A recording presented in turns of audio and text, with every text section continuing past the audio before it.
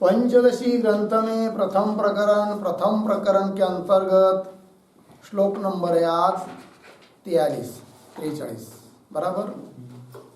तो इस श्लोक की अवतरणिका को पहले पढ़ते हैं।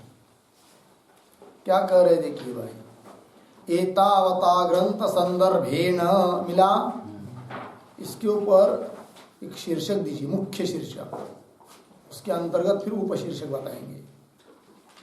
तो शीर्षक क्या है, महावाक्यैः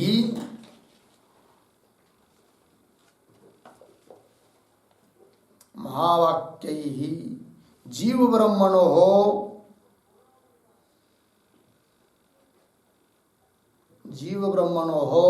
एकता प्रतिपादनम।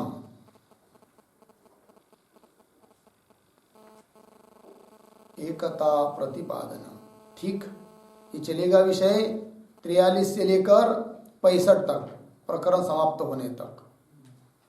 बड़ा शीर्षक है, महावाक्यों के द्वारा जीव और ब्रह्म की एकता का प्रतिपादन।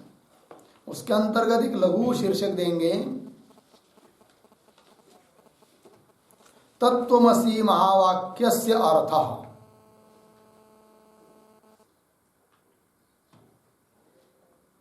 तत्त्वमसि महावाक्यस्य अर्थः, ये चलेगा 43 से लेकर 52 तक।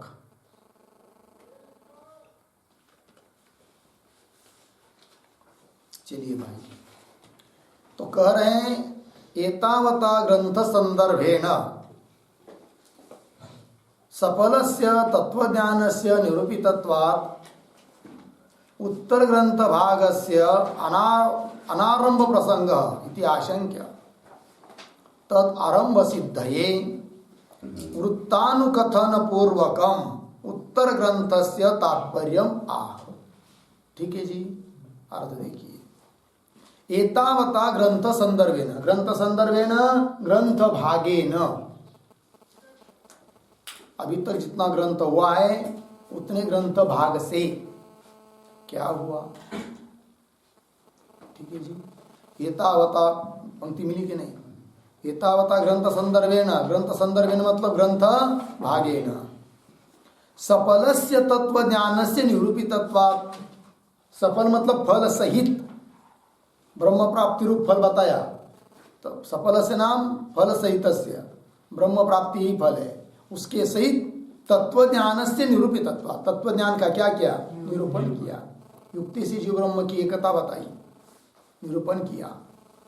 फिर आप बोलेंगे भाई तत्वज्ञान बताया, उसका फल भी बताया, तो काम बन गया। अभी आगे का ग्रंथ किस लिए, क्यों पढ़ा रहे हो, क्यों पता लिख रहे हो, प्रश्न आएगा कि नहीं, तो वही दे रहे, उत्तर ग्रंथ भागस्य अनारंभ प्रसंग, आगे वाला ग्रंथ आरंभ करने का आपको जरूरत है नहीं, ये प्रसंग प्राप्ति हो रही है।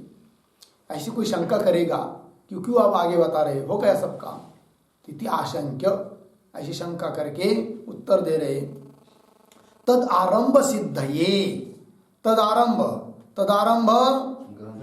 उत्तर ग्रंथारंभ सिद्धये, आगे का ग्रंथ का आरंभ उचित ही है, इस बात को बताने के लिए ग्रंथकार कह रहे क्या, वृत्त कथानुपूर्वकम उत्तर ग्रंथ से तात्पर्य। ठीक है ना, वृत्त कथन मतलब अभी तक जितना ग्रंथ भाग हुआ उसमें जो बात बताई उसका अनुशीलन करते हुए, परिशीलन करते हुए, उसका अवलोकन करते हुए, सिंहावलोकन करते हुए क्या क्या अभी तक हुआ थोड़े में कहकर फिर आगे के ग्रंथ का भी तात्पर्य बता रहे हैं। ठीक है जी, तो वृत्तानु अनुकथन पूर्वकम, पीछे हुए भाग का अनुकथन है कि नहीं, अनुवाद करके उत्तर ग्रंथ से, आगे वाले ग्रंथ का तात्पर्य बता रहे ग्रंथकार। श्लोक नंबर 43 के द्वारा श्लोक को पढ़ेंगे।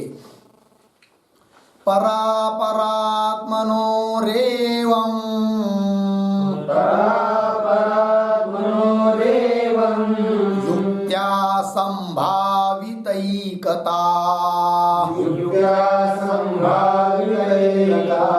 तत्त्वमस्यादि वाक्यैः सा वाक्यैस्सा भाग त्यागेन लक्ष्यते भागत्यागेन लक्ष्यते परापरात्मनोरेवं युक्त्या संभावितैकदा तत्त्वमस्यादिवाक्यैस्सा भागत्यागेन लक्ष्यते परापरात्मनोः एवं युक्त्या संभाविता एकता तत्त्वमस्यादि वाक्यैः सा भागत्यागेन लक्ष्यते। अन्वय एवं परापरात्मनोः एकता युक्त्या संभाविता नीचे सा तत्त्वमस्यादि वाक्यैः भागत्यागेन लक्ष्यते। हो गया? देखिए भाई, एवं इस प्रकार से अभी तक हुआ ग्रंथ भाग से परापरात्मनो मतलब जीव और ब्रह्म इन दोनों की एकता युक्त्या संभाविता युक्ति से प्रतिपादन की। जीव ब्रह्म की एकता तो कही है, तत्वज्ञान ही कहा है, किंतु वो कैसा कहा अभी तक? युक्ति से। फिर आगे क्या करेंगे? सा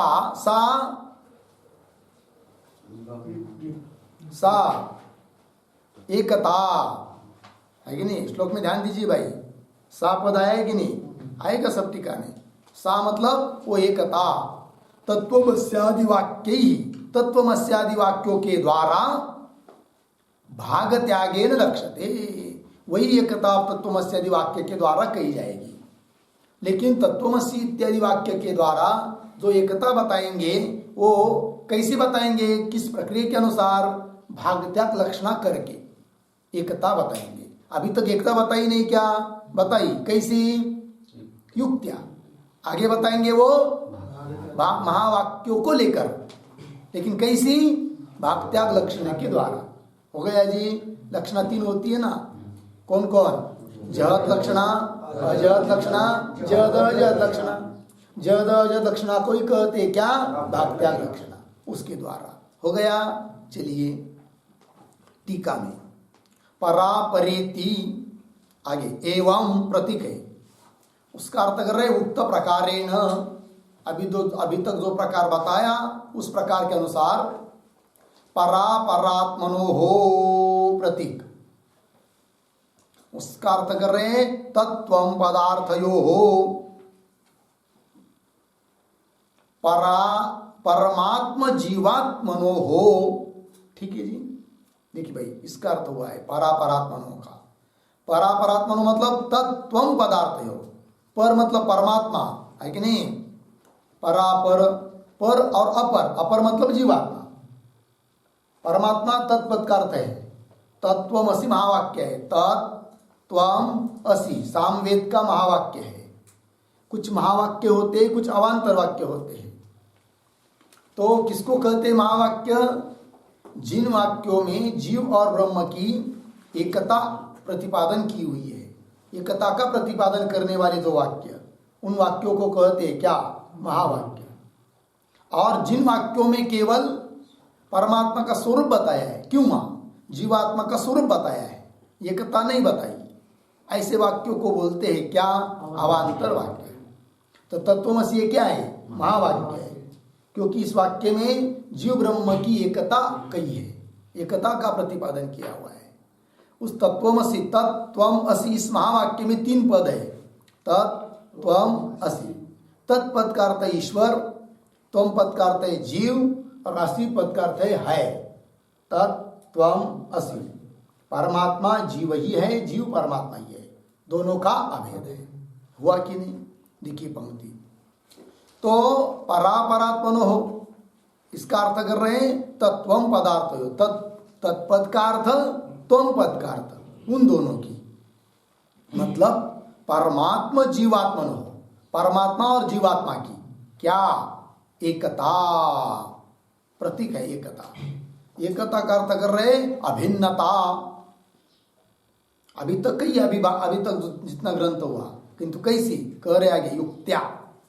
युक्त्या प्रतीक है। कौन सी युक्ति से बताई जीव ब्रह्म की एकता? तो कह रहे लक्षण साम्य प्रदर्शनादि उपाय न। हुआ कि नहीं? लक्षण साम्य मतलब परमात्मा का जो लक्षण है सच्चिद आनंद, वही जीवात्मा का लक्षण है, मतलब स्वरूप है सच्चित आनंद, है कि नहीं? कहा था कि नहीं? और दोनों का लक्षण अर्थात दोनों का स्वरूप एक जैसा होने के कारण दोनों का क्या है? अभेद, एकता है, अभिन्नता है। लेकिन ये अभिन्नता कैसी कही? युक्ति के द्वारा। कौन युक्ति? लक्षण की समानता दिखाना इत्यादि युक्ति। इन युक्तियों के द्वारा दोनों की एकता अभी तक कही। वह पंक्ति देखिए, युक्त्या लक्षण साम्य प्रदर्शनादि उपायेन। हो गया जी। संभाविता प्रतीक। संभाविता का अर्थ है अंगीकारिता, स्वीकार की गई है एकता। आगे चलिए, सा प्रतीक। सा का अर्थ कर रहे एकता। अब कैसे बताएंगे? श्लोक में पद आया है तत्वमस्यादि वाक्य ही, वही लिया टीका में प्रतीक। तत्वमस्यादि वाक्य ही आगे क्या है? स्पष्टम मतलब तत्वमस्यादि वाक्यों के द्वारा, यह अर्थ उसका स्पष्ट है, इसलिए उसका पर्यायवाची शब्द देने की जरूरत नहीं है, स्पष्टम। फिर आगे हैं भाग त्यागेन प्रतीक। तो भाग त्यागेन का अर्थ कर रहे मतलब एक अंश का त्याग करने से, जो विरोधी अंश है उसका त्याग करने से। जब वाक्य नहीं जोड़ रहा है कि नहीं, तो क्या करना पड़ती है? लक्षणा। तो लक्षणा 3 प्रकार की होती है, आगे आएगा वो। जहद लक्षणा मतलब जिसमें शक्यार्थ का पूरा त्याग होता है, उसको कहते हैं क्या? जहद लक्षणा। शक्यार्थ का त्याग और अशक्यार्थ का ग्रहण।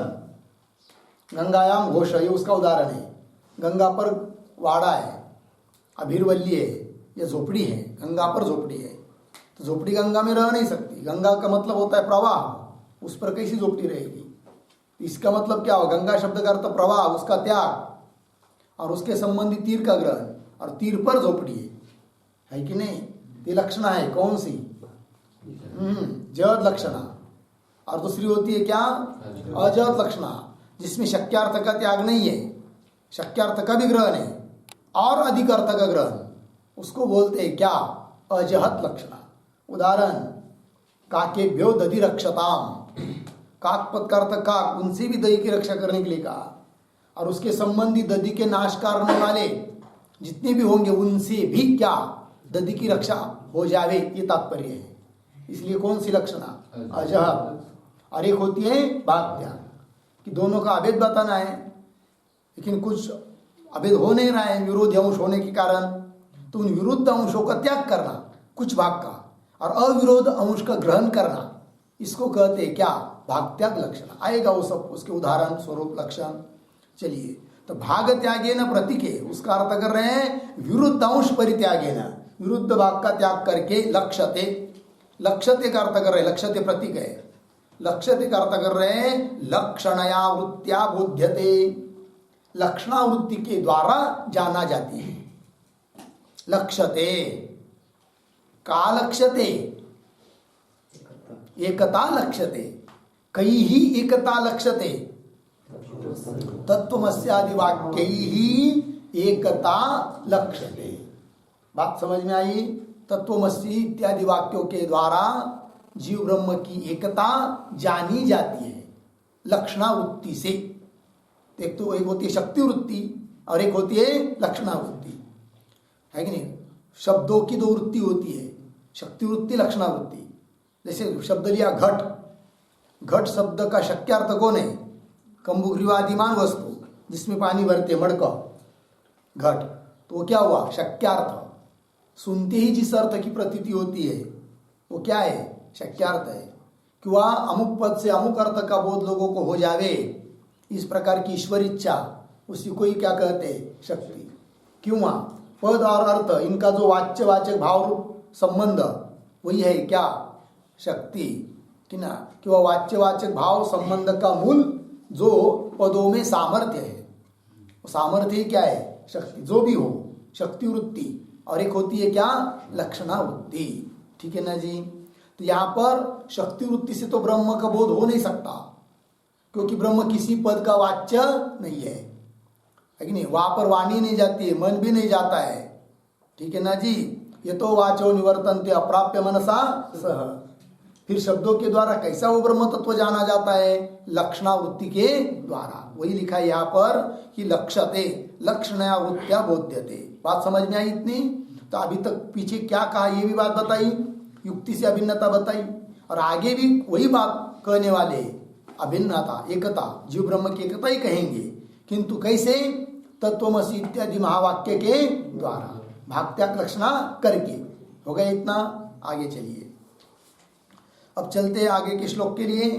आगे का 44 जो श्लोक है उसके अवतरणी का देखिए।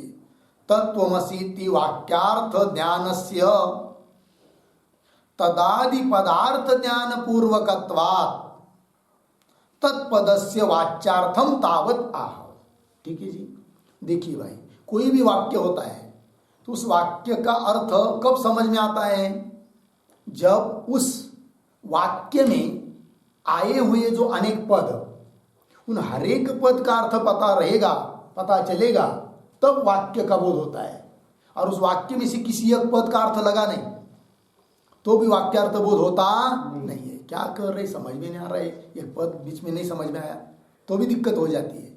इसका कहने का तात्पर्य क्या? वाक्यार्थ बोध कब होता है? वाक्य में घटकीभूत सभी पदों का अर्थ पता होना चाहिए। उस प्रकार तत्वमसि महावाक्य है, उसके द्वारा बोध ज्ञान कब होगा? जब उसके अंतर्गत जो अलग अलग पद है, उदाहरण तत्, त्वम, असि, इन पदों का अर्थ पता रहेगा, तब तत्वमसि महावाक्य का अर्थ समझ में आएगा। इसलिए ग्रंथकार सबसे पहले तत्वमसि महावाक्य में घटकीभूत पद तत्, उसका अर्थ आप बता रहे हैं, फिर उसके बाद बताएंगे त्वम का अर्थ। ठीक है ना। सभी पदों का अर्थ बताने के बाद फिर समझ में आएगा कि तत्वमसि इस महावाक्य का क्या अर्थ है। ठीक है जी। पंक्ति देखिए, तत्वमसि इति वाक्यार्थ ज्ञानस्य, लगा जी, इस वाक्य के अर्थ का जो ज्ञान है, जीव ब्रह्म की एकता रूप अर्थ, लेकिन उसके ज्ञान के लिए तत्वमसि इति वाक्यार्थ ज्ञानस्य तदादि पदार्थ ज्ञान पूर्वकत्वात्, उस वाक्य में घटकीभूत जो तत् इत्यादि पद, तद आदि पद के अर्थ का, पदार्थ पद के अर्थ का ज्ञान पूर्वकत्व, ज्ञान रहेगा तब ज्ञान होगा। किसका? तत्वमसि इत्यादि महावाक्य का। इसलिए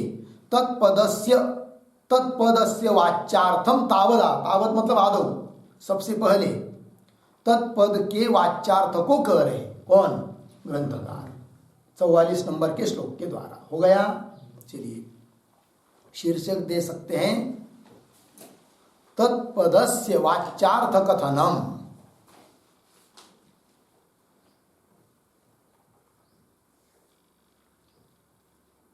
तत्पदस्य वाच्यार्थ कथनम, तत्पद के वाच्यार्थ को कह रहे हैं। चलिए, थोड़े में कहना हो तो तत्पद का अर्थ होता है ईश्वर, त्वम पद का अर्थ होता है जीव, और असि मतलब है। तो ईश्वर जीव है, अर्थात जीव और ईश्वर दोनों का अभेद है।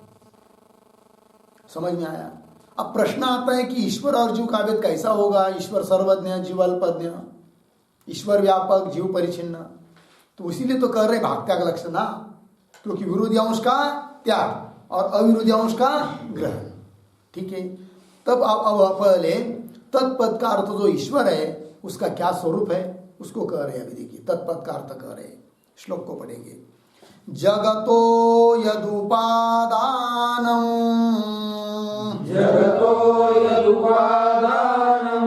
मायामादाय तामसी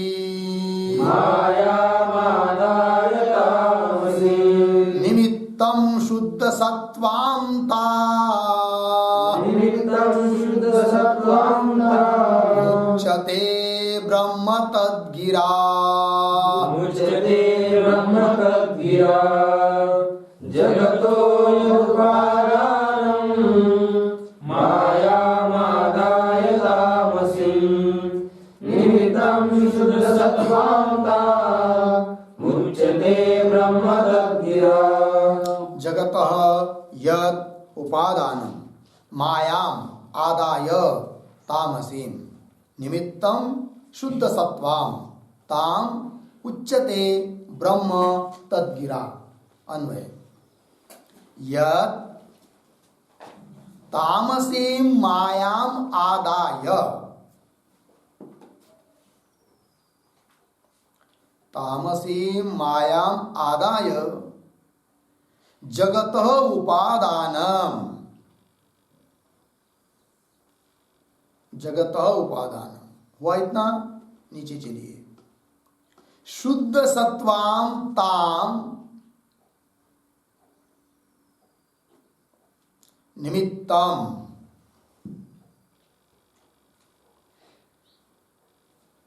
ब्रह्म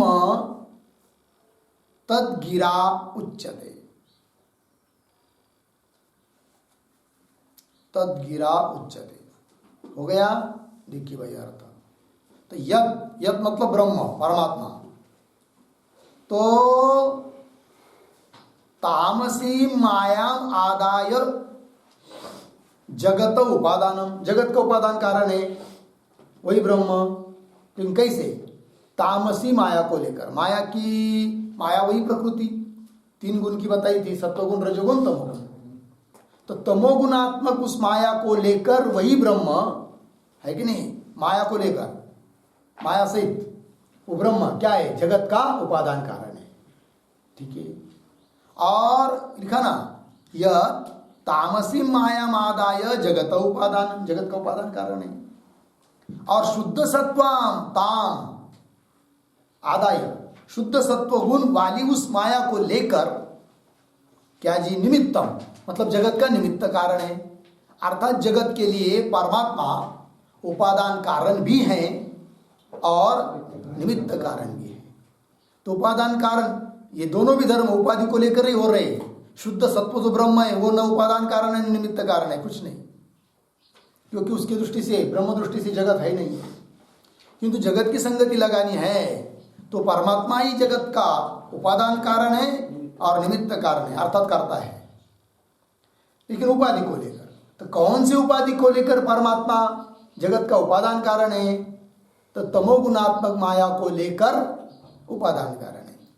और उसी माया में जो सत्वगुण है उस सत्वगुण वाली माया को लेकर है कि नहीं क्या है? जगत का निमित्त कारण है। तो उपादान कारण भी ईश्वर हुआ और निमित्त कारण भी ईश्वर हुआ। इसलिए ईश्वर को बताया जाता है जगत के लिए अभिन्न निमित्तोपादान कारण है। जो निमित्त कारण है वही उपादान कारण है। अभिन्न निमित्तोपादान कारण है कौन? ईश्वर। हुआ ना।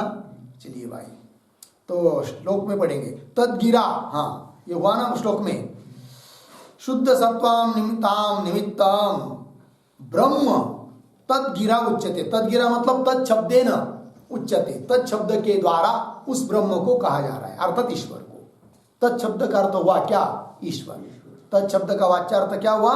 ईश्वर। चलिए टीका को देखेंगे। जगत इति तो यत ये प्रतीक है भाई। उसका अर्थ कर रहे हैं सच्चिदानंद लक्षणम ब्रह्म।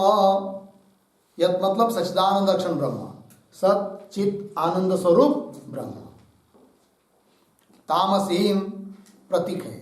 उसका अर्थ कर रहे हैं तमोगुण प्रधानाम। तमोगुण है मुख्य जिसमें जब तमोगुण वाली वो हो जाती है तब वही माया जगत के उपादान कारण बनती है। इसलिए कहा तमोगुण प्रधानाम मायाम आदाय है कि नहीं। मतलब मायाम आदाय प्रतीक है। उसका अर्थ कर रहे उपाधित्वेन स्वीकृत्य उपाधि रूप से उसका स्वीकार करके जगतः प्रतीक। उसका अर्थ कर रहे चराचरात्मकस्य कार्यवर्गस्य। चराचरात्मक जड़ चेतन जितना भी जगत दिखाई दे रहा है कार्यवर्ग उन सब जगत का क्या है? उपादान कारण। कार्यवर्गस्य उपादान प्रतीक है कि नहीं। उस तमोगुणात्मक माया को लेकर जगत का उपादान कारण है वो ईश्वर। तो ईश्वर उपादान कारण है मतलब क्या भाई? तो उपादानम इसका भी अर्थ कर रहे अध्यास अधिष्ठान। ये जगत रूप अध्यास का क्या है? अधिष्ठान है। कौन? परमात्मा। ठीक है जी, चलिए। अर्थात विवर्त उपादान कारण हुआ परमात्मा जगत के लिए। आगे चलिए, शुद्ध सत्वाम प्रति, उसका अर्थ कर रहे हैं विशुद्ध सत्व प्रधानाम ताम। विशुद्ध शुद्ध सत्व गुण है मुख्य जिसमें, ऐसी ताम ताम माया, उस माया को उपादित्वेन स्वीकृत्य, उसको उपाधि रूप से स्वीकार करके निमित्तम प्रतीक है, उसका अर्थ कर रहे हैं उपादानादि अभिज्ञम कर्तृ भवति। है ना जी, उपादानादि अभिज्ञम, अभिज्ञ मतलब ज्ञाता, जानने वाला, उपादान कारण इत्यादि को जानने वाला कर्ता बन जाता है, वही ईश्वर जगत का कर्ता बन गया। ठीक है ना। कर्ता कौन बनता है किसी भी कार्य का, पता है? किसी भी कार्य का कर्ता वो बनता है जो उस कार्य के सभी कारणों को यथार्थ रूप से जानता है, तभी उस कार्य के लिए क्या बनता है? वो कर्ता। जैसे घट, तो घट के लिए कर्ता कौन है? कुलाल। हम लोग नहीं कर्ता बन सकते घट का, है कि नहीं? क्योंकि हमको उसके क्या क्या चाहिए घट के लिए पता ही नहीं है। कुलाल को सब पता है, तो कुलाल करता है। तो कुलाल ये जानता है कि घट के लिए उपादान कारण कौन है? मिट्टी।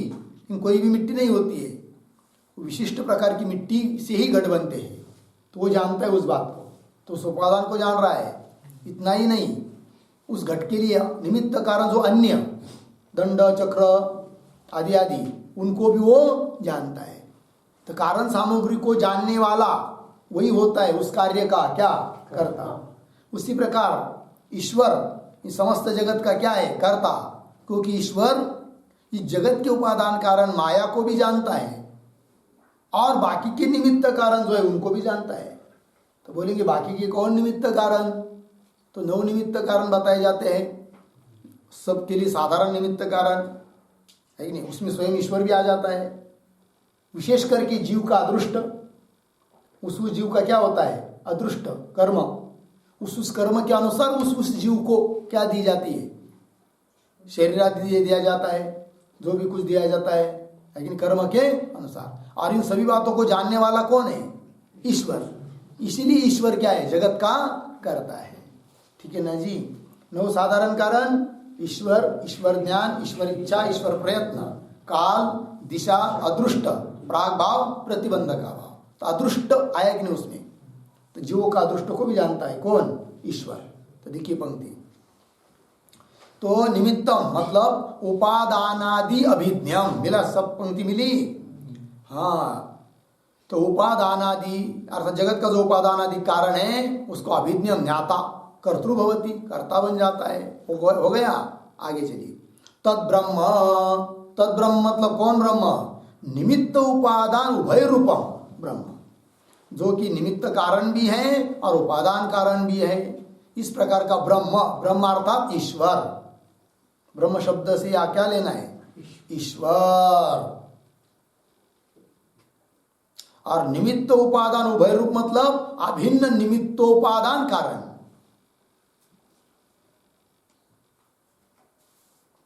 अभिन्न निमित्तोपादान कारण है ईश्वर जगत के लिए। तत् गिरा प्रतीक, उसका अर्थ कर रहे हैं तत्त्वमसीति वाक्यस्तेन तत्पदेन उच्यते। तद्गिरा मतलब तत्त्वमसी इस वाक्य में स्थित जो तत्पद, उस तत्पद के द्वारा बोला जा रहा है कौन? ईश्वर। तो तत्पद का अर्थ क्या हुआ? ईश्वर। हो गया। ईश्वर जगत के लिए क्या है? अभिन्न निमित्तोपादान कारण है। उपादान कारण कैसे? तमो गुणात्मक माया को लेकर उपादान कारण, और सत्व गुणात्मक माया को लेकर निमित्त कारण। निमित्त कारण मतलब जगत का कर्ता है। कर्ता क्यों है? कि जगत का कारण उपादान आदि जो है माया, उन सबको जानता है, इसलिए जगत के लिए क्या है? वो कर्ता है कि नहीं? ऐसा कौन हुआ? ईश्वर। किस शब्द से बोला जाएगा? तत्पद से। तत्वमसी महावाक्य में आया हुआ जो तत्पद, तत्पद का क्या अर्थ हुआ? ईश्वर। हो गया इतना? आगे चलिए, आगे के श्लोक को चलते हैं। श्लोक नंबर 45, उसके अवतरणी का। त्वम पद वाच्यार्थम आह। अब त्वम तत्पद का तो अर्थ बताया। अब तत्वमसी महावाक्य में दूसरा पद आया है त्वम। उस त्वम पद का क्या अर्थ है उसको अब कह रहे हैं श्लोक नंबर 45 में। ठीक है जी, तो श्लोक को पढ़ते हैं। यदा मलिन सत्वां ताम काम कर्मादि दूषिता आदत्ते तत्परं ब्रह्म त्वं पदेन तदोच्यते। यदा सत्त्वं तां कामकर्मादिदूषिताम् आदत्ते तत्परं ब्रह्म त्वं पदेन तदोच्यते। यदा मलिन सत्वां तां काम कर्मादि दूषितां आदत्ते तत्परं ब्रह्म त्वं पदेन तदा उच्यते। ठीक अन्वय। तत्परं ब्रह्म, तत्परम ब्रह्म यदा मलिन सत्वां काम कर्मादि दूषितां ताम आदत्ते तदा त्वं पदेन उच्यते। ठीक है, देखिए भाई अर्थ कि तत्परम ब्रह्म वही परमात्मा, यदा जब मलिन सत्वाम, मलिन सत्व गुण वाली कौन? अविद्या। प्रकृति का एक भेद है अविद्या। मलिन सत्वाम पुनः कैसी वो? काम कर्मादि दूषिताम, काम कामना कर्म इत्यादि दोषों से दूषित अविद्या। दूषिताम ताम अविद्याम आदत्ते स्वीकार करता है, तब क्या? तदा त्वम पदेन उच्यते, तब उसको त्वम पद से कहा जा रहा है। किसको? उसी ब्रह्म को, उसी ईश्वर को त्वम पद से कहा जा रहा है। कब? मलिन सत्व गुण वाली काम कर्मादि से दूषित अविद्या का ग्रहण करता है, तब वो क्या बन गया? जीव। वही त्वम पद का अर्थ हुआ। ठीक है ना? तो उधर भी परमात्मा, इधर भी परमात्मा है। फर्क क्या पड़ा?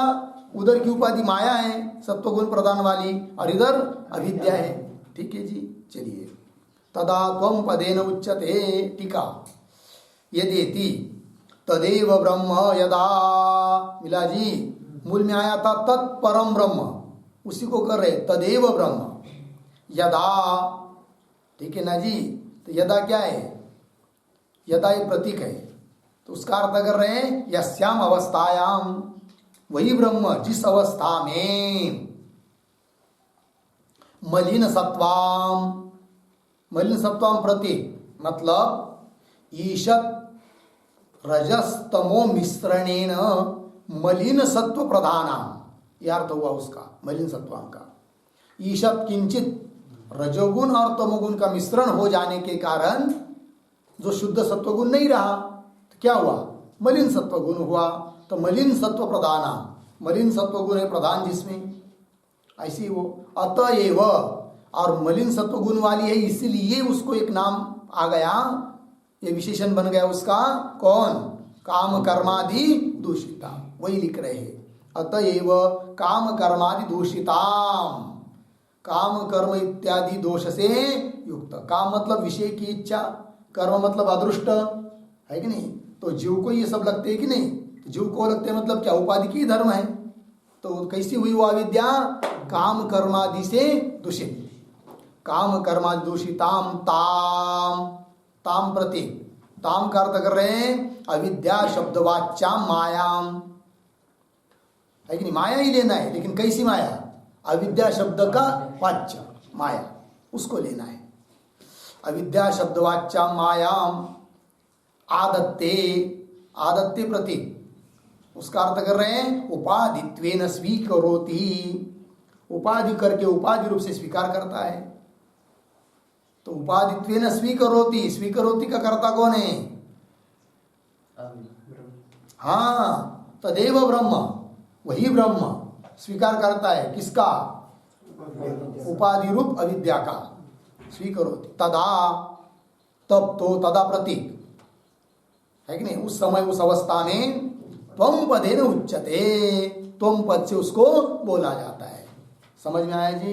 जब उसने अविद्या का ग्रहण किया, उपाधि का स्वीकार किया, तब उसका तत् ये नाम नहीं है, फिर क्या नाम आया? त्वम पद, जीव, ये नाम आ गया। ये जीव का कथन हुआ। ठीक है जी, आगे चलिए। एवं तत्वम पदार्थ, आगे के श्लोक क्या उत्तर निकला? एवं तत्वम पदार्थ अभिधाय वाक्यार्थम आह। अब तत्वमसि महावाक्य में घटकीभूत तत्पद का अर्थ बताया, त्वम पद का अर्थ बताया। अब इन दोनों पदों का अर्थ बताने के बाद अभिधाय कथयित्वा, एवं तत्वम पदार्थो अभिधाय कथयित्वा कथन करके वाक्यार्थम आह, तत्वमसि इस महावाक्य का अर्थ बता रहे। अब श्लोक नंबर 46। त्रितयीमपि तां मुक्त्वा, त्रितयीमपि तां मुक्त्वा परस्पर विरोधिनी, परस्पर विरोधिनी अखंडं सच्चिदानंदं, अखंडं सच्चिदानंदं महावाक्येन लक्ष्यते, महावाक्येन लक्ष्यते।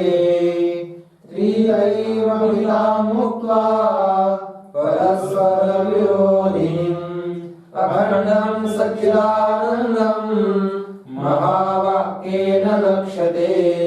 त्रितयीम अपि तां मुक्त्वा परस्पर विरोधिनीं अखंडं सच्चिदानंद लक्षणं महावाक्येन लक्ष्यते। अन्वय देखिए भाई, अन्वय हुआ कि नहीं? देखिए, त्रितयीम अपि परस्पर विरोधिनीं तां मुक्त्वा, नीचे अखंडम सच्चिदानंदम महावाक्येन लक्ष्यते। अर्थ देखिए भाई, त्रितयीम अपि, त्रितयी मतलब तीन गुण वाली, कौन? माया। और वो तीन गुण वाली माया और अविद्या, और वो परस्पर विरोधी है। एक शुद्ध सत्व वाली है, एक मलिन सत्व वाली है। तो परस्पर विरोधिनीम ताम मुक्त्वा, मुक्त्वा मतलब छोड़कर, है कि नहीं? विरोधी भाग, विरोधी उन माया को छोड़कर बचा हुआ। अब देखिए, ईश्वर के स्वरूप में से माया को हटाया, बचा क्या? चैतन्य, ब्रह्म। और जीव के स्वरूप में से भी अविद्या को हटाया, तो क्या बचा? चैतन्य। तो वो चैतन्य और ये चैतन्य दोनों एक ही है, वही कह रहे। तो हाँ, त्रितयीमपि होगा इतना, मुक्त्वा ताम मुक्त्वा अखंडम, मूल में श्लोक में सच्चिदानंदम, सच्चिदानंद स्वरूप ब्रह्म महावाक्येन लक्ष्यते, महावाक्य के द्वारा लक्षणावृत्ति से जाना जाता है। हो गया? टीका देखिए, त्रितयीम इति, त्रितयीम अपि प्रतीक है, उसका अर्थ कर रहे हैं त्रिप्रकाराम अपि, तीन प्रकार वालों भी। कौन कौन है तीन प्रकार? तो उसका स्पष्टीकरण स्वयं कर रहे टीकाकार। तम प्रधान, विशुद्ध सत्व प्रधान, मलिन सत्व प्रधानत्व भेदेन उक्ताम त्रितयीम अपि, है कि नहीं? तम प्रधान एक हुई, विशुद्ध सत्व प्रधान दूसरी हुई, और मलिन सत्व प्रधान तीसरी हुई। तो मलिन सत्व प्रधान ये किसकी उपाधि? जीव की। और तम प्रधान और विशुद्ध सत्व प्रधान ये किसकी उपाधि? ईश्वर की, क्योंकि तम प्रधान माया को लेकर उपादान कारण है ईश्वर, और सत्व प्रधान माया को लेकर निमित्त कारण है, करता है। हुआ कि नहीं? तो वही तीन प्रकार की हुई ना फिर माया। कैसी कैसी? तमोगुण प्रधान वाली, सत्वगुण प्रधान वाली, और मलिन सत्वगुण प्रधान वाली। ठीक है, पंक्ति देखिए, तम प्रधान, विशुद्ध सत्व प्रधान, मलिन सत्व प्रधान प्रधानत्व भेदेन उक्ताम, अतएव परस्पर विरोधिनी। इसलिए क्या है? वो परस्पर में विरोधी है। तो परस्पर विरोधिनीम ताम प्रतीक है।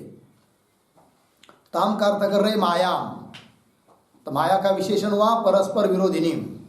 तो परस्पर विरोधी ऐसी जो माया, उस माया को मुक्त्वा, प्रतीक मुक्त्वा का अर्थ कर रहे परित्यज्य, उसका त्याग करके, ठीक है ना, श्रुति युक्ति इसके द्वारा उसका त्याग करना है। उस माया का त्याग करना मतलब क्या? माया मिथ्या है, असत है, ऐसा जानना, यही उसका क्या है? त्याग। ठीक है ना। माया का त्याग मतलब जैसे जेब में से कोई चीज निकाल कर फेंक दिया आदमी, ऐसा त्याग थोड़ी किया जा सकता है।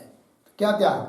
माया, अविद्या, ये सब क्या है? ये उपाधि मिथ्या है, अनिर्वचनीय है, कल्पित है, इस प्रकार का निश्चय करना, यही उसका त्याग है।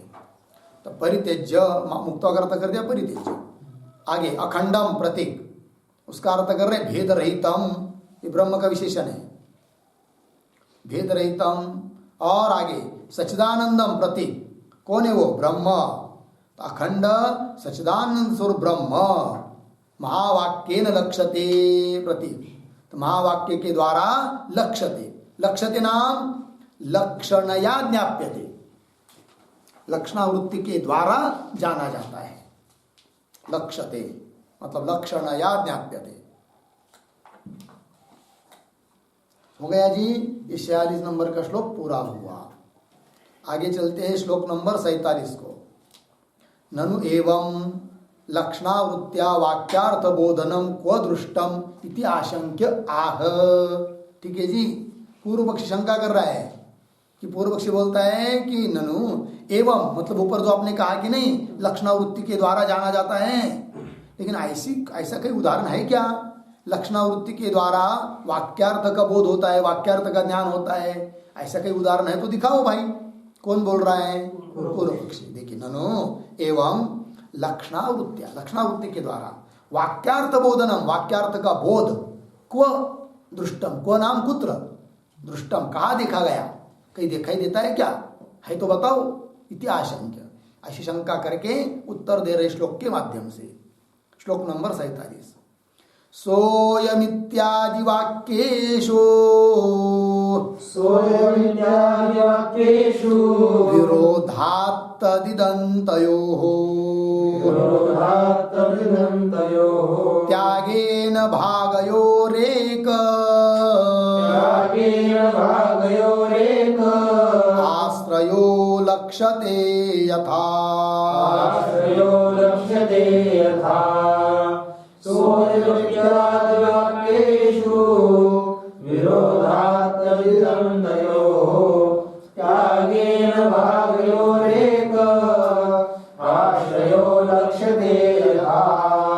सोयम सह अयम इत्यादि वाक्येषु विरोधात् तत् इदन्तयोः त्यागेन भागयोः एकः आश्रयः लक्ष्यते यथा। अन्वय सह अयम इत्यादि वाक्येषु, सह अयम इत्यादि वाक्येषु तत् इदन्तयोः विरोधात्, तत् इदन्तयोः विरोधात् भागयोः त्यागेन एकः आश्रयः यथा लक्ष्यते। हो गया। देखिए भाई अर्थ, सह अयम इत्यादि वाक्येषु, सोयम देवदत्त वाक्य है कि नहीं? स अयम मतलब कौन सा वाक्य? उदाहरण सोयम देवदत्त, वही यह देवदत्त है। तो इसमें 3 पद है, सह अयम देवदत्त। स मतलब तद्देश तत्काल विशिष्ट, भूतकाल और अन्य देश, वहां में जो था कौन? देवदत्त। अयम मतलब एतद देश एतत् काल विशिष्ट देवदत्त, इस देश में इस काल में उपस्थित देवदत्त, और दोनों एक है, असि है, सोयम देवदत्त अस्ति, तो वही यह देवदत्त है। अब तद्देश तत्काल, एतद देश एतत् काल, इस विरोधी भाग है, तो कैसा अभेद होगा फिर? तो क्या करना पड़ता है ऐसी जगह पर? भाग त्याग लक्षण। तद्देश तत्काल का त्याग, तत्पद का अर्थ जो तद्देश तत्काल उसका त्याग, देवदत्त का ग्रहण। और अयम शब्द का अर्थ जो है एतद देश एतत् काल विशिष्ट देवदत्त, उसमें से एतद देश और एतत् काल, यह देश और यह काल, इसका त्याग, और देवदत्त का ग्रहण। तो वो देवदत्त पिंड और ये देवदत्त पिंड शरीर, वो दोनों एक ही है। क्या करना पड़ा? विरोधी भाग का त्याग। इसी को कहते भाग त्याग लक्षण। ठीक है। सोयम इत्यादि वाक्येषु तत् इदंतयो विरोधात्, तत् का अर्थ और इदम का अर्थ दोनों का अर्थ विरोधी होने के कारण भागयो त्यागेन, इस विरोधी भाग का त्याग करने से एक आश्रय, एक आश्रय कौन? व्यक्ति, देवदत्त का पिंड, देवदत्त का शरीर यथा लक्ष्यते, जिस प्रकार लक्षित किया जाता है उसका बोध हो जाता है। ये दृष्टांत हुआ। उसी प्रकार तत्वमसि महावाक्य में भी समझना है। ठीक है। टीका देखिए। सोयम इति, सोयम देवदत्त, सोयम प्रतीक है तो एक वाक्य का एक भाग ले लिया तो वाक्य पूरा हो जाता है सोयम देवदत्त। इत्यादि वाक्येषु तदिदंतयो प्रतीक, तदिदंतयो का अर्थ कर रहे हैं तद एतद देश काल वैशिष्ट्य लक्षणयो धर्मयो, है कि नहीं? मतलब तत्का अर्थ क्या? तद्देश तत्काल इन विशेषण रूप धर्म को, और ये तत्का अर्थ क्या है? ये तद्देश ये तत्काल, यह देश यह काल, इन विशेषणों से युक्त जो है, ये विशेषण है क्या है? धर्म है। ये तद्देश ये तत्काल, इन विशेषणों से विशिष्ट कौन हुआ? देवदत्त, है कि नहीं? तो धर्मी हुआ देवदत्त, और धर्म क्या हुए? ये तद्देश ये तत्काल, तद्देश तत्काल। तो धर्म जो विशेषण उसका भाग का त्याग करना है। देखिए तत् एतत् देश काल वैशिष्ट्य लक्षणयो, देश काल की विशिष्टता, है कि नहीं?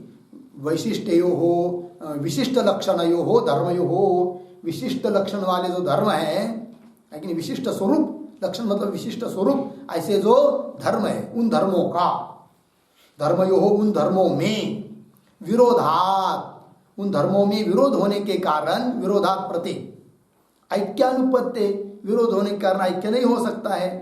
इसलिए क्या करना पड़ेगा भाई? कह रहे कि भागयो हो प्रतीक, भागयो का अर्थ कर रहे हैं विरुद्ध अंशयो हो, त्यागेन, विरुद्ध अंश का त्याग कर देने से, त्यागेन एक आश्रय, ये प्रतीक है, त्यागेन एक आश्रय, त्याग करने से एक ही आश्रय, कौन एक आश्रय? देवदत्त स्वरूपम एकम एव यथा लक्ष्यते, एकमात्र देवदत्त के स्वरूप को, देवदत्त के शरीर का ग्रहण किया जाता है, उस प्रकार देवदत्त स्वरूपम एव यथा लक्ष्यते। होगा इतना जी? आगे चलिए श्लोक नंबर 48। अब आगे अवतरणी का एवं दृष्टान्तम अभिदाय दार्ष्टान्तिकम आह, तो दृष्टांत दे दिया। पूछा था पूर्व पक्षी ने कि इस प्रकार का लक्षणावृत्ति से कोई वाक्यबोध होता है क्या? तो उदाहरण दे दिया, होता है स्वयं देवदत्त इत्यादि जगह पर। तो दृष्टांत में जो बात बताई अब उसको दार्ष्टान्त में अर्थात सिद्धांत में घटा रहे हैं। एवं दृष्टान्तम अभिदाय दार्ष्टान्तिकम आह मिला, पंक्ति पढ़ते हैं श्लोक। माया विद्ये विहायैव,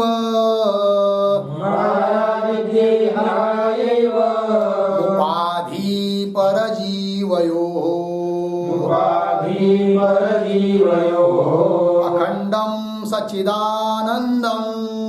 अखंडं सच्चिदानन्दं, परं ब्रह्मैव लक्ष्यते।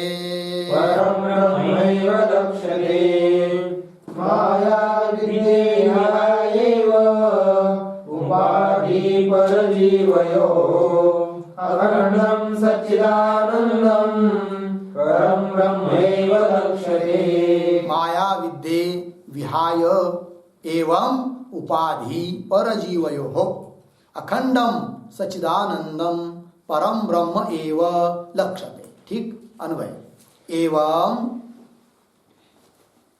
परजीवयोः उपाधि, परजीवयोः उपाधि माया विद्ये विहाय,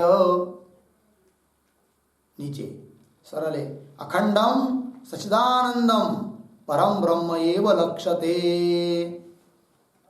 हो गया जी? चलिए भाई अर्थ। एवं इस प्रकार, वो इस प्रकार मतलब ऊपर दिए हुए दृष्टांत के अनुसार पर जीवयो उपाधि, पर मतलब परमात्मा, जीव मतलब जीवात्मा, इनकी उपाधि, परमात्मा की उपाधि क्या बताई थी? माया, जीव की उपाधि अविद्या। तो एवं परजीवयो उपाधि कौन माया विद्या दिया ना यहाँ पर क्रमशः माया और अविद्या विहाय त्यक्त्वा छोड़कर अखंडम सच्चिदानंदम अखंड सच्चिदानंद स्वरूप परम ब्रह्म परमात्मा परम ब्रह्म एव लक्ष्यते लक्षणावृत्ति से जाना जाता है। हो गया जी। चलिए आगे टीका माया विद्ये इति एवं एवं प्रतीक है एवं कर्ता कर रहे हैं स्वयं देवदत्त इत्यादि वाक्य यथा मिला ना जी वही यह देवदत्त है इत्यादि वाक्य में यथा जिस प्रकार तथा तद्वत उसी प्रकार परजीवयो हो सॉरी तद्वत परजीवयो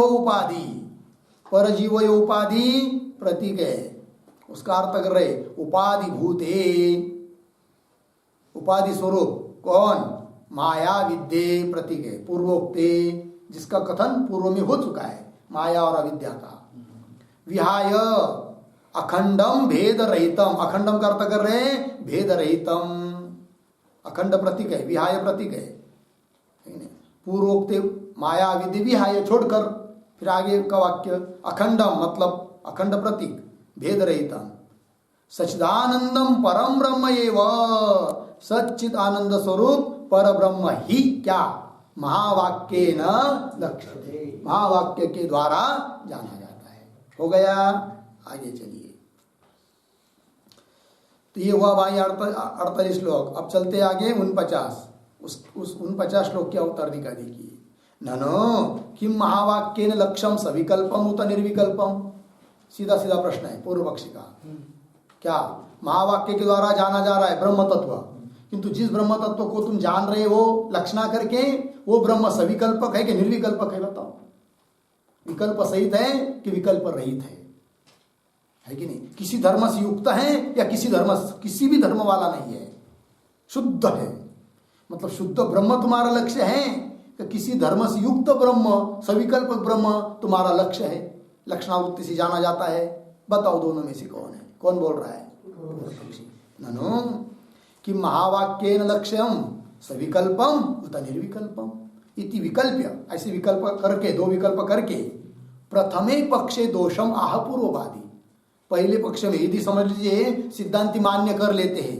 कि नहीं महावाक्य के द्वारा ब्रह्म सविकल्प ब्रह्म लक्ष्य है सविकल्प ब्रह्म को हम जानते हैं तब दोष देता है कौन पूर्व पक्ष तो दोष आता है इसलिए कदाचित सिद्धांति बोलेंगे कि नहीं सविकल्प ब्रह्म हमारा लक्ष्य नहीं है निर्विकल्प ब्रह्म हमारा लक्ष्य है अर्थात महावाक्य में लक्षणा करके उस लक्षणावृत्ति के द्वारा हमको जिस ब्रह्म का बोध होता है वह ब्रह्म निर्विकल्प है ऐसा हम कहेंगे तब भी दोष देगा कौन दोनों पक्ष में दोष दे रहा है अर्थात ब्रह्म सविकल्प ब्रह्म भी लक्ष्य नहीं हो सकता है लक्षणावृत्ति से जाना नहीं जा सकता और निर्विकल्प ब्रह्म भी लक्ष्य नहीं हो सकता है ऐसा कहना चाह रहा है कौन पूर्व पक्ष दोनों तरफ से पकड़ रहा है मजबूती से। हो गया पंक्ति की ननु कि महावाक्य लक्ष्यम सविकल्पम उत निर्विकल्पम इति विकल्प्य प्रथमे पक्षे दोषम आह पूर्ववादी हुआ जी। चलिए सविकल्पस्य लक्ष्यत्वे लक्ष्यस्य स्याद्वस्तुता निर्विकल्पस्य लक्ष्यत्वं न दृष्टं न च संभवी सविकल्पस्य लक्ष्यत्वे लक्ष्यस्य स्याद्वस्तुता निर्विकल्पस्य लक्ष्यत्वं न दृष्टं न च संभवी। सविकल्पस्य लक्ष्यत्वे यदि सविकल्प को लक्ष्य मानोगे तो लक्ष्यस्य अन्वय कर लीजिए सविकल्पस्य लक्ष्यत्वे लक्ष्यस्य अवस्तुता स्यात् लक्ष्यस्य अवस्तुता स्यात् नीचे निर्विकल्पस्य लक्ष्यत्वं न दृष्टम न च संभवी सरल है। हो गया। देखिए भाई पूर्व पक्षी बोलता है सविकल्प से लक्ष्यत्व सविकल्पक ब्रह्म को यदि लक्ष्य मानोगे तो लक्ष्य से अवस्तुता स्यात् लक्ष्य क्या हो जाएगा अवस्तुता स्यात्। ठीक है ना जी। अवस्तुता स्यात् मतलब क्या? तुम्हारा लक्ष्य अनित्य बन जाएगा। ठीक है ना। हाँ, ये बात है। और यदि कहोगे कि निर्विकल्पक ब्रह्म हमारा लक्ष्य है, तो ऐसा कहीं नहीं देखा जाता है, न हो सकता है। कौन कह रहा है? पूर्व पक्षी। समझ में आया? टीका में देखिए, सविकल्पस्य इति, सविकल्पस्य प्रतीक है, उसका अर्थ कर रहे हैं विकल्पेन, मतलब विपरीतत्वेन कल्पितेन नाम जात्यादीना रूपेण सवर्तते इति सविकल्पक। सविकल्पक का अर्थ हुआ विकल्पेन। विकल्प मतलब उस ब्रह्म से विपरीत, जो विपरीतत्वेन कल्पितेन, विपरीत रूप से कल्पित है कि नहीं। जिस प्रकार का ब्रह्म है उससे विपरीत रूप से जो कल्पना, उसको कहेंगे क्या?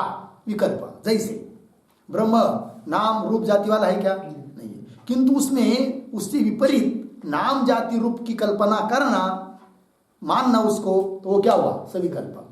सविकल्प ब्रह्म मतलब नाम से युक्त किंवा जाति से युक्त किंवा किसी रूप से युक्त, उसको कहेंगे सविकल्प ब्रह्म। तो इस प्रकार का ब्रह्म तुम्हारा लक्ष्य है क्या? कौन बोल रहा है? पूर्व पक्षी। सविकल्प ब्रह्म लक्ष्य है क्या? मतलब नाम जाति इत्यादि को लेकर, इत्यादि धर्मों से विशिष्ट इस प्रकार का ब्रह्म को तुम जान रहे हो क्या महावाक्य के द्वारा? ये प्रश्न। विकल्पेन विपरीतत्वेन कल्पितेन नाम जात्यादिना रूपेण सह वर्तते इति सविकल्पक। सविकल्पम हुआ तस्य लक्ष्यत्वे। लक्ष्यत्वे इसका अर्थ कर रहे वाक्येन बोध्यत्वे। उसको यदि तुम वाक्य से बोध्य मानोगे, लक्ष्य मानोगे, तो लक्ष्य वाक्येन बोध्यत्वे, वाक्य से बोध्य मानोगे तो ठीक है जी। तो क्या? तो लक्ष्यस्य प्रतीक,